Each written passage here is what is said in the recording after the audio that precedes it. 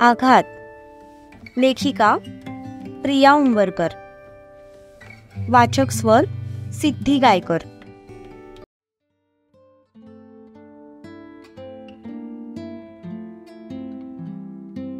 सत्यजित ऑफिसमध्ये पोहोचला.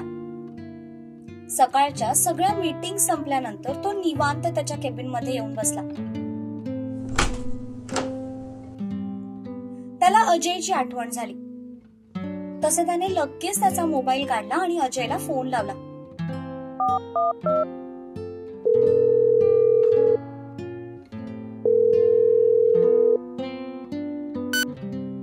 बोला मिस्टर पाटील.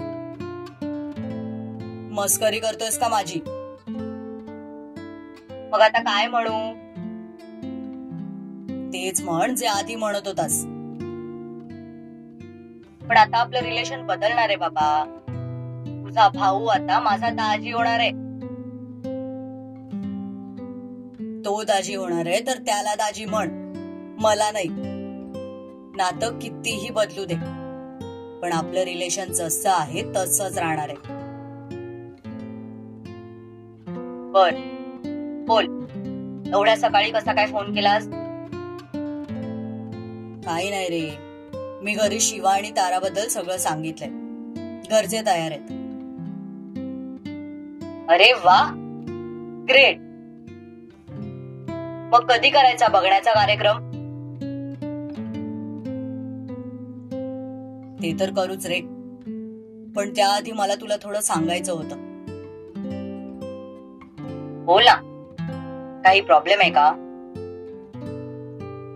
प्रॉब्लेम असा नाही रे, पण एक रिक्वेस्ट करायची होती. कसली रिक्वेस्ट? शिवाने तुला जे काही सांगितलंय, आय मीन त्या माणसाबद्दल, त्याबद्दल प्लीज आमच्या घरातल्यांसमोर काही बोलू नका. आय मीन जेव्हा दोन्ही फॅमिली एकत्र येतील तेव्हा प्लीज तो विषय काढू नका. कारण अक्का हार्ट पेशंट आहे आणि अप्पांना दम्याचा त्रास आहे. त्यामुळे त्यांना आम्ही याबद्दल काही सांगितलेलं नाहीये. आय होप मला काय म्हणायचंय ते तुला कळतंय. हो, समजलं मला. डोंट वरी, आमच्या घरातलं कोणीही तो विषय काढणार नाही. मी समजावीन सगळ्यांना. थँक्स यार. सत्यजित, तुला त्या माणसाला शोधायला कधी कशाचीही गरज पडली तर बिनधास्त मला कॉल कर. I am always there for you. I know. Thanks. मग कधी करायचा बघण्याचा कार्यक्रम? करू लवकरच. इथे काही महत्वाची काम आहेत, ती एकदा उरकून घेतो, मग निवांत बघण्याचा कार्यक्रम करता येईल. ठीक आहे, तसं कळव मला. चल मग, ठेवतो फोन. हो, बाय. असं म्हणत सत्यजितने फोन ठेवून दिला.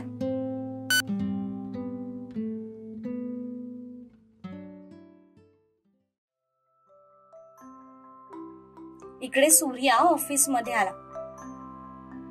त्याने पण त्याची सकाळची सगळी कामं आवरली आणि मग मोबाईल हातात घेतला. त्याने राधाचा नंबर काढला. करू का तिला कॉल?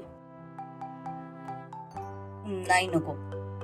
आता ती कॉलेजमध्ये असेल, नंतर मेसेज करतो. नाही, नको. तिला काही सांगतच नाही, डायरेक्ट सरप्राईज देतो, तो म्हणाला आणि स्वतःशीच गालात हसला. आज खूप दिवसानंतर तो इतका खुश होता.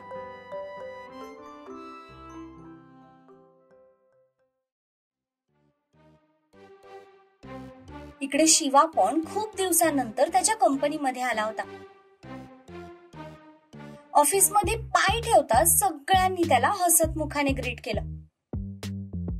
पण एका व्यक्तीचे मात्र धाबे दणाणले होते. तो म्हणजे अक्षय. त्याची दोन कारणं होती. एक म्हणजे तारा अचानक जॉब सोडून गेली होती आणि दुसरं म्हणजे आता तिची जागा रिकामी असल्यामुळे ते सगळं काम परत एकदा अक्षयलाच बघावं लागणार होतं. शिवा त्याच्या केबिन मध्ये आला. त्याने ब्लेझरचं बटन खोललं आणि त्याच्या खुर्चीत जाऊन बसला. खूप दिवसानंतर तो त्याच्या केबिन मध्ये आला होता. हुश, शेवटी आपली केबिन ती आपली केबिन. दुसऱ्यांच्या केबिन मध्ये तो फील नाही येत. तो दोन्ही हात मागे डोक्याखाली घेत म्हणाला,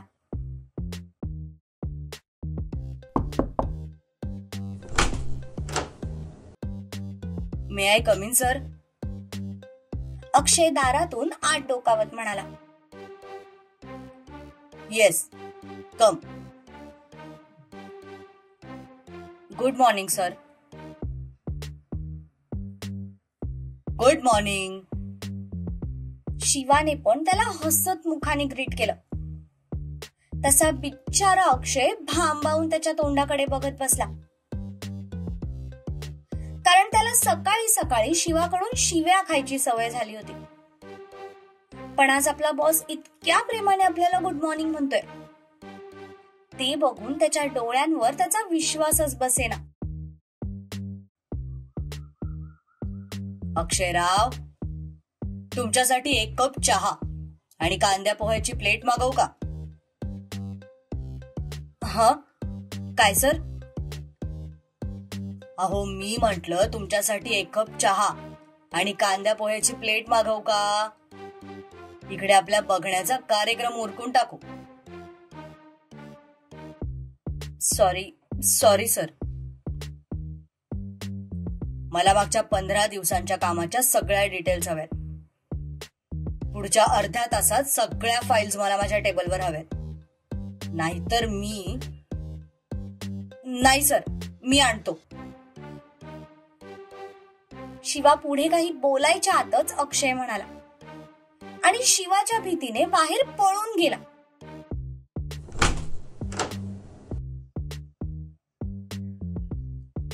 तो जाता शिवाने लगेच त्याचा फोन काढला. चला चला, सकाळ झाली. फापट पसाराला फोन करायची वेळ झाली, असं म्हणत त्याने ताराचा नंबर डायल केला.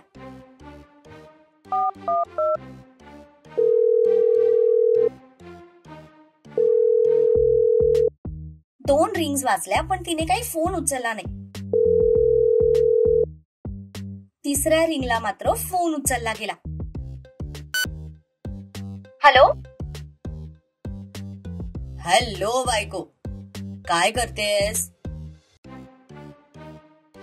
अजून मी तुमची बायको झालेली नाहीये. झाल्यातच जमायस ग. मी माझा मूड केव्हाही बदलू शकते. मूड बदलून तर दाखव, मग मी काय करतो ते बघ. काय कराल? किडनॅप कराल मला? ते काम चोरांचं आहे, पाटलांचं नाही. मग काय कराल? काय नाही. तू जर तुझा मूड बदललास तर मी पण माझा मूड बदलेन. जर माझं लग्न तुझ्याशी नाही झालं तर तुला आयुष्यभर असंच सिंगल मरावं लागेल. तू पण सिंगल, मी पण सिंगल. मग आपलं नाव सिंगल मरो संघटनेचे अध्यक्ष आणि उपाध्यक्ष या नावाने इतिहासात अमर होईल. मग तुमचं जे 4 पोरांचं प्लॅनिंग आहे त्याचं काय? त्याचं काय नाही. भाईला आणि सूर्याला सांगेन माझ्या वाटणीची अजून 2-2 मुलं होऊ द्यायला. तुम्ही ना खरंच पागल आहात. That's why I miss you so much. हे पुष्पलता, आय हेट टीयर्स रे. पुष्पलता नाही, पुष्पा आहे ते. जे असेल ते असेल, आपल्याला काय करायचंय? बाय द वे, तुम्ही घरी सांगितलं का आपल्याबद्दल? मी नाही, भाईनेच सांगितलंय. आपला प्रोग्राम ऑलमोस्ट फिक्स झालाय. आता गाडी फक्त सूर्यावर येऊन अडकलीये. त्याचं काय? ताराला सूर्य आणि राधाबद्दल काहीच माहित नव्हतं, म्हणून तिने विचारलं. शिवाने शॉर्ट मध्ये त्या दोघांबद्दल सगळं काही तिला सांगितलं. तशी ती पण शॉक झाली. काय सांगताय काय? म्हणजे आपल्या चौघांचं लग्न सोबत होईल? हो, दिवाकर मामा तयार झाले तर आपल्या चौघांचा बँड बाजा बारात सोबतच वाजेल. वाव, किती मस्त ना. म्हणजे मला एकटीला लग्नाचं टेन्शन जाणवणार नाही. माझ्या जोडीला अजून कोणीतरी असेल. I am so happy. लग्नाचं कसलं आलं टेन्शन? असतं आम्हा मुलींना टेन्शन. तुम्हाला नाही कळणार. तुम्हाला काय, आयत्या बायका घेऊन जायच्या असतात. आम्हाला किती टेन्शन असतं. नवीन घरात ऍडजस्ट करायचं, सगळ्यांची मनं सांभाळायची, आपल्याकडून काही चूक तर नाही ना होणार, एक्सेट्रा एक्सेट्रा. अरे वा रे वा. मग काय टेन्शन फक्त तुम्हालाच असतं? आम्हाला पण असतं. अचानक आपली रूम कोणासोबत तरी शेअर करायची, आपल्या वस्तू शेअर करायच्या. आधी आम्ही कधी पण कुठेही निघालो तरी कोणी विचारत नाही, पण लग्नानंतर जबाबदारी असते की घरी आपली कोणीतरी वाट बघते. मग शिव्या द्यायला का होईना, पण कोणी आपली वाट बघतंय याचा धाकच वेगळा असतो. मग नका करू लग्न. पण मला करायचंय. आयुष्यात सगळ्या रिस्क घेतल्या, मग आता ही रिस्क कशी सोडू? आणि तसं पण मी अक्काला प्रॉमिस केलंय की 1 वर्षाच्या आत मी तिला परतोंडाचं तोंड दाखवणार आहे. आणि मी माझ्या शब्दाचा खूप पक्का आहे. काय? 1 वर्षात? अजिबात नाही. लग्नानंतर किमान 3 वर्ष तरी नो किड्स. एकतर आधीच मी लग्नासाठी मेंटली स्वतःला कशी तयार करते ते माझं मला माहित. त्यात हे मुलांचं कुठून आलं मध्येच? मुलांचं मध्ये नाही आलं, ते आधीपासूनच फिक्स होतं. तू मध्ये आलीस आणि आता तू माझी बायको होणार आहेस, तर मुलं पण तू जन्माला घालणार ना. शिव, मी आत्ताच क्लिअर सांगते. 3 वर्ष तरी मी बाळाचा विचार सुद्धा करणार नाहीये आणि तुम्हाला पण करू देणार नाहीये. असं कुठे असतंय वय? तोपर्यंत मी म्हातारा होऊन जाईन. 3 वर्षात तुम्ही काही म्हातारे होत नाही. उगीच नाटक करू नका. ठीक आहे, जशी तुझी मर्जी. तोपर्यंत मी भाईच्या मुलांना खेळवेन. नाहीतर सूर्याला सांगतो माझ्या वाटणीची 2 एक्स्ट्रा मुलं काढायला. नाही नाही नको. आधीच ती राधा सुकडं बोंबिले. त्यात एवढी मुलं जन्माला घातली तर हवेतच अदृश्य होऊन जाईल. तुम्ही ना पागल आहात. काहीही बोलत असता. एनिवेज, माझी आता जय सरांसोबत एक मीटिंग आहे. आपण नंतर निवांत बोलू. Okay, bye. हा, बाय.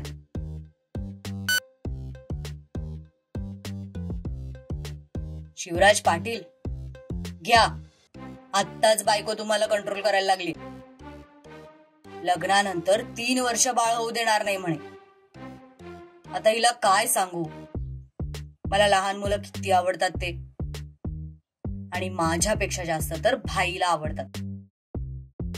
जाऊ दे, भाईला सांगतो चान्स घ्यायला, म्हणजे मी माझं दुःख तरी विसरेन.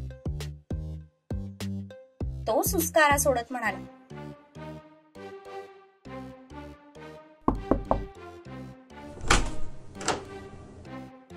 अक्षय सगळ्या फाईल्स घेऊन आला होता. शिवाने त्याला आत यायची परमिशन दिली. तसा तो दबकतच आत आला आणि सगळ्या फाईल्स टेबलवर ठेवून निघून गेला. शिवाने हातातला फोन बाजूला ठेवला आणि कामाला लागला. कामाच्या बाबतीत तो अगदी चोख होता. कामाच्या वेळी फक्त कामच करायचा.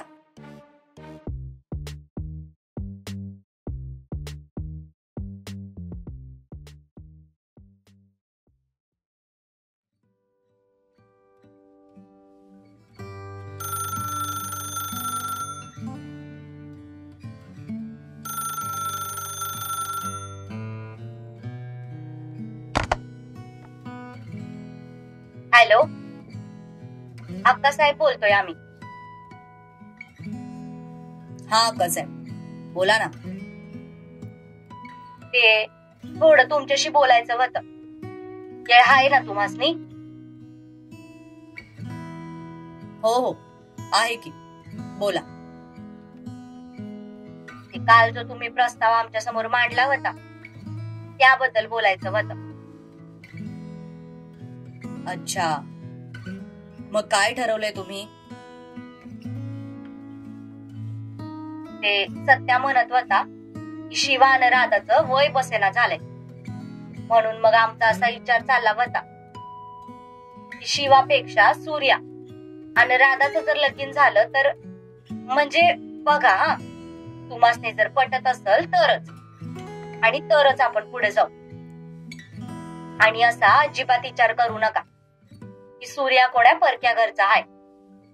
जसं सत्या आणि शिवा तसाच या घरासाठी सूर्या आहे. अक्कासाहेबांना वाटलं की सूर्या संपतचा मुलगा आहे, म्हणून कदाचित दिवाकर नकार देतील.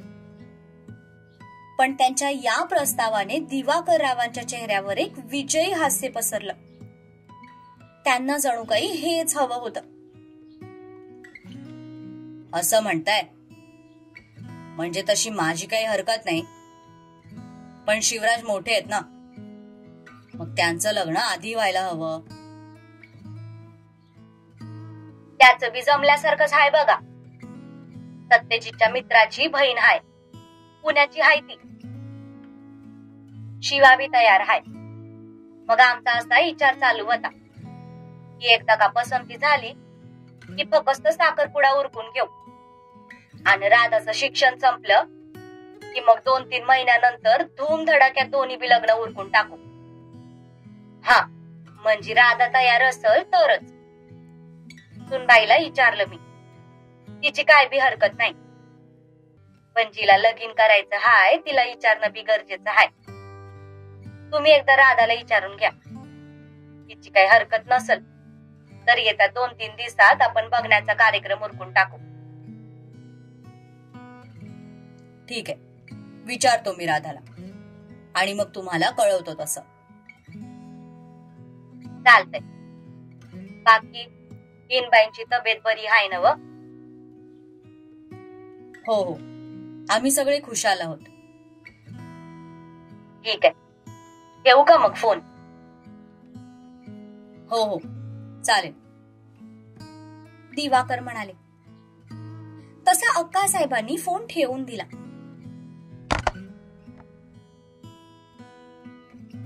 सत्यजित पाटील, तुझा वाडा आता माझ्याच पोरी गाजवणार. तुमची सुरुवात पण निंबाळकरांनीच केली आणि शेवट पण निंबाळकरच करणार. ते स्वतः अशीच हसत म्हणाले.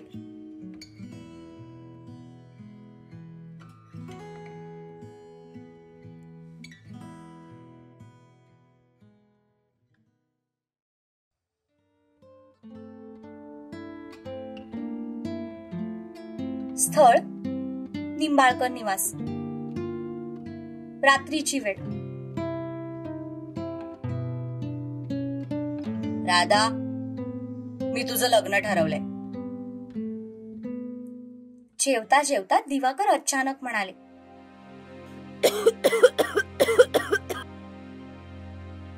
तिच्यासाठी तर हा खूप मोठा शॉक होता.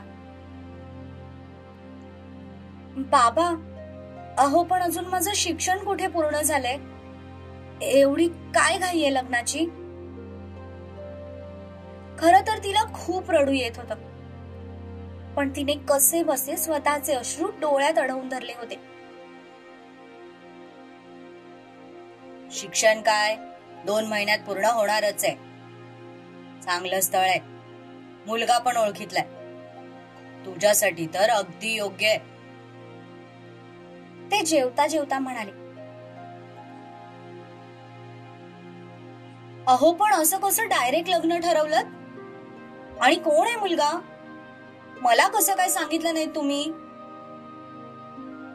मी डायरेक्ट लग्न ठरवलं कारण मला खात्री आहे की राधा त्या घरात सुखी राहील, कारण माझी मोठी मुलगी त्याच घरात सुखाने नांदते.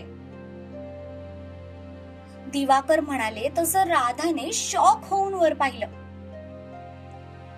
अहो तुम्ही शिवराज बद्दल तर बोलत नाही आहात ना? रत्नाला तर या विचारानेच धडकी भरली. नाही, मी शिवराज बद्दल नाही तर सूर्यजित बद्दल बोलतोय, दिवाकर म्हणाले. पण आता हे ऐकून राधाला मात्र 1000 वोल्टचा झटका बसला. आपण जे ऐकतोय ते खरंय की स्वप्न आहे यावरच तिचा विश्वास बसेना. सूर्यजित, पण अजून तर शिवराजचं लग्न बाकी आहे. त्यांचं लग्न फिक्स झालंय वाटतं. अक्कासाहेब म्हणत होत्या कोणीतरी पुण्याची मुलगी आहे. मग त्यांचं असं म्हणणं होतं की येत्या 2 दिवसात यांचा बघण्याचा प्रोग्राम करून घेऊ. यांची पसंती झाली तर मग दोन्ही लग्न सोबत करायचा त्यांचा विचार आहे. राधा, काय मग ठरवायचा ना प्रोग्राम? दिवाकर तिच्याकडे बघत म्हणाले. पण आता तिला तिच्या चेहऱ्यावरचा आनंद लपवताच येईना. थोड्या वेळापूर्वी असलेले दुःखाचे अश्रू आता आनंदाश्रूत परावर्तित झाले होते. अहो 2 दिवसात खूप घाई नाही का होणार? फक्त बघायला येत आहेत ते, लगेच साखरपुडा नाही करायचा आहे.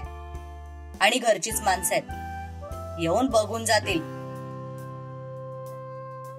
काय ग राधा, तुझं काय म्हणणं आहे?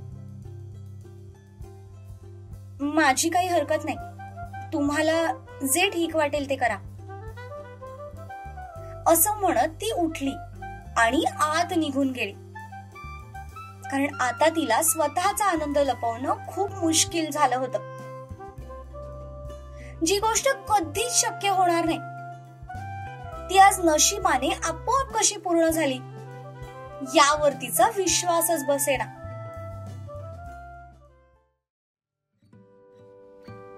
अहो मी काय म्हणते, प्रेम करतात ते दोघं एकमेकांवर. तिला त्याच्याशीच लग्न करायचंय. काय? पण हे सगळं तुम्हाला कसं माहित? दुर्वा काही बोलली का? नाही, तिने नाही सांगितलं. पण माझे केस काही उन्हाने पांढरे नाही झाले. मान जर कितीही डोळे मिटून दूध पित असली तरी तिच्याकडे साऱ्या जगाचं लक्ष असतं. मला आनंद फक्त याच गोष्टीचा आहे की तिने सूर्यजितला निवडलं, त्या शिवराजला नाही. नाहीतर माझ्यावर विष पिऊन आत्महत्या करायची पाळी आली असती. दिवाकर म्हणाले. तसं रत्नाला हसूच आलं. शिवराज पाटीलची दहशत अजूनही निंबाळकरांच्या घरात कायम होती. हा, सूर्यजित जरा शांत आहे, राधाला सांभाळून घेईल. आणि तसही दुर्वा आहेच त्या घरात, त्यामुळे राधाची काही चिंताच उरत नाही. आता चिंता आपण नाही करायची, चिंता तर आता त्या पाटलांनी करायची. या दिवाकरच्या पोरी आहेत, अख्ख्या पाटलांना बोटावर नाचवतील, फक्त तो शिवराज सोडून. मला तर त्या मुलीचं वाईट वाटतंय जिच्या सोबत त्याचं लग्न होणार आहे. देव तिला या नमुन्याला सहन करायची शक्ती देव. दिवाकर ताटाच्या पाया पडत म्हणाले. तसं रत्नाला पुन्हा हसायला आलं.